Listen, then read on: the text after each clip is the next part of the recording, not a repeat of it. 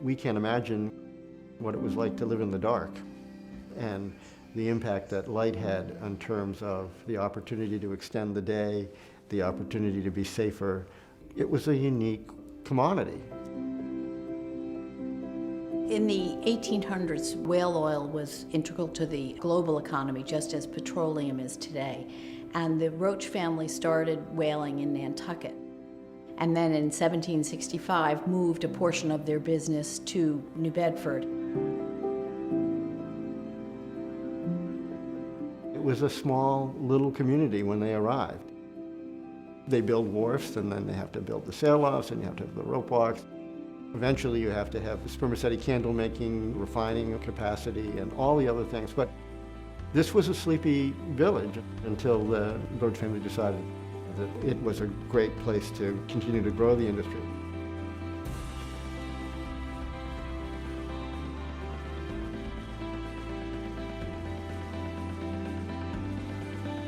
New Bedford had a deep port, but it also had the manpower and the vision to establish a thriving business.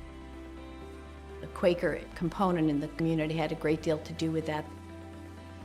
They built the ships, they harvested the whales, they refined the oil, and then they delivered it via their own ships. The rope works were here in New Bedford, and the oil refineries and candle works were here. The guys who knew how to make the harpoons lived in town. Ship carpenters and the joiners and the caulkers lived in town, and the spar makers lived in town. The entire community, in a way, was part of each voyage.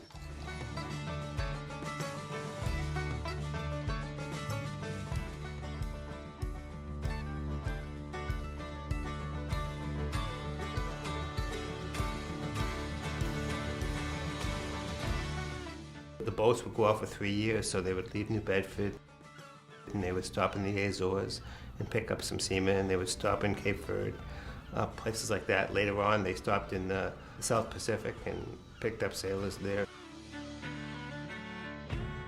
There were long periods of tedium. There were periods of challenge from weather or being in unexplored areas. And then there was the drama and the adrenaline stimulation of the whale hunt itself.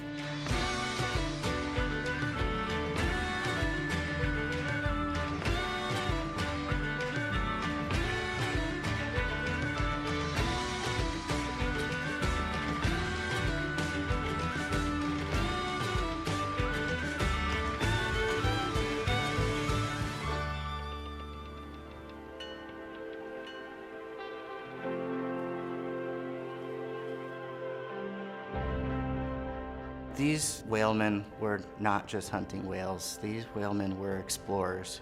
They were charting the oceans for sailors that would follow them. They were introducing America to places it had never seen. They added to world knowledge of marine mammal species and oceanography and a whole host of subjects and interests that had real national significance.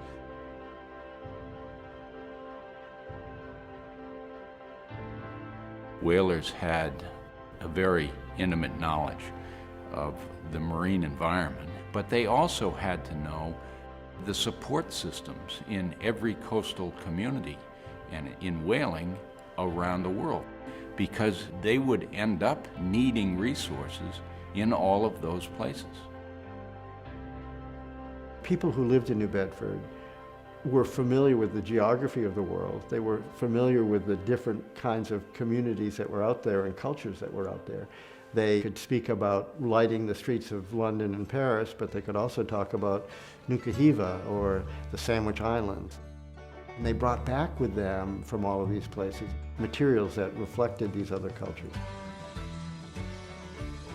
So if you ran into a friend walking down Union Street or some place here in New Bedford, you might have last seen him at the Galapagos, and then you have another conversation.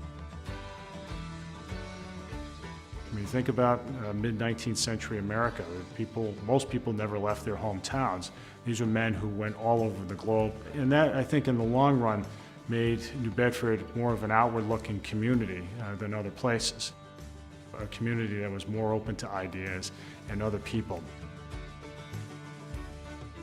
There were other areas that were whaling that had similar resources, but it was really, I think, the manpower and the entrepreneurial skills of the New Bedford community that made the business thrive.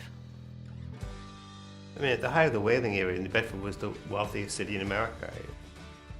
You had people getting very wealthy living up the hill, but you also had, a very gritty port, the ships coming and going. New Bedford was the big port city of the day.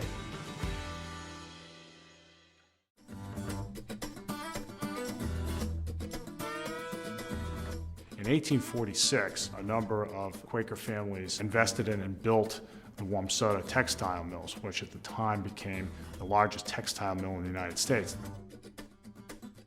And that investment really laid the groundwork for decades of success in New Bedford that wouldn't have otherwise happened as the whaling industry declined.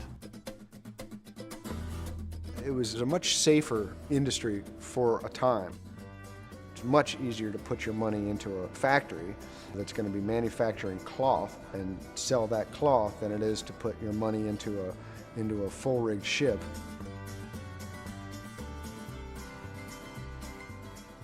I would say that 75% of the people, especially women, when they came to this area, went into the textile industry. We had so many up at the north end, the south end of the city, and you could very easily find a job within the textile industry. New Bedford is an immigrant city. First the Irish, then the Portuguese, the Cape Verdeans, the Poles, the Greeks, the Latinos. It really has been a gateway for a lot of people. You can talk to the city's gentry now. Their families came as mill workers. Now, 2 and 3 generations later, they have been American success stories. There are people here that what we might use to call working class. There are people here that are college educated. There are new immigrants. There are international students, and they're all kind of stirred together in a really, kind of a culturally diverse pot. It is one community, but with many different interests, different cultures, colors, foods that have enriched it. That's the wealth of this community.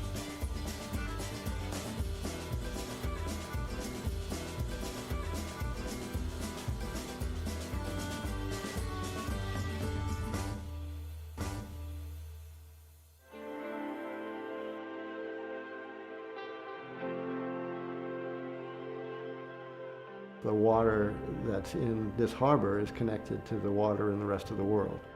So it's a gateway.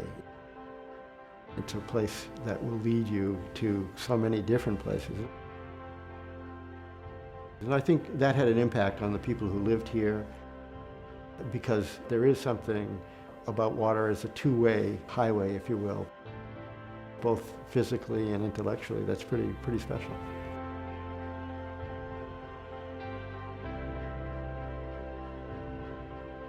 It was international from the beginning. They brought back connections. They knitted New Bedford into the fabric of the world.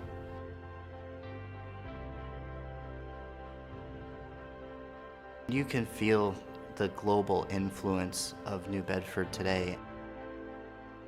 It's in things that are tangible, it's in things that are intangible. The maritime culture, which is unique in itself, and the fact that this is still a city that makes its living by the sea.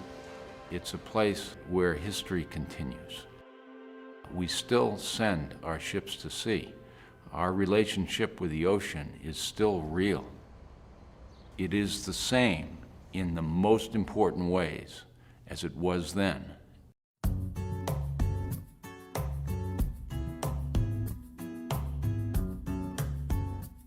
There is a commitment to excellence in this community. It goes back to the strength of those families that dominated the early whaling industry. They brought a sense of pride to this community. Those roots are very, very strong. And I think because they're so strong, they infuse all of what we can try to do today. future is linked more to a global economy. Diversity is a tremendous strength, and New Bedford is a diverse city. Being able to connect to other parts of the world is very, very important. At its core, New Bedford has always been a melting pot. The whaling industry, I think, has shaped this place and colored this place in a way that makes it more progressive, more novel, more forward-looking.